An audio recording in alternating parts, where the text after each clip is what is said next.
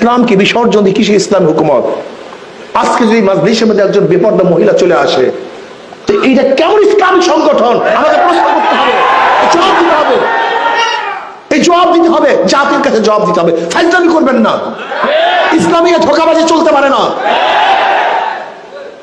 ধরে নেন আজকে আমরা এখানে সমস্ত মৌলবীরা আছি, টুপিওয়ালা দাড়িওয়ালা সবাই এখানে আছি, এখানে যদি বেপরদা মহিলা আসে, এটা ইসলামীর কোন সংগঠনের কর্মী সমাবেশ হতে পারে? এটা কি বলে, বলে কি এটাকে? কিসের ফাইজলামি? ইসলামকে বাদ দিয়ে কিসের ইসলাম? ইসলামী শব্দ বাদ দেন, মনে যা চাই করেন। ইসলামী ড্যান্স মঞ্চ এটা হয় না, ইসলামী যাত্রাগানের পালা বুকাইটা হয় না। ইসলামকে আগে বাদ দাও, তারপর মনে যা চাই তাই কর।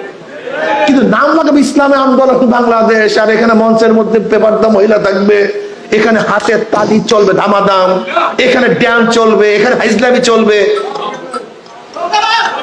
কথা বলেন না, কেন ইসলাম?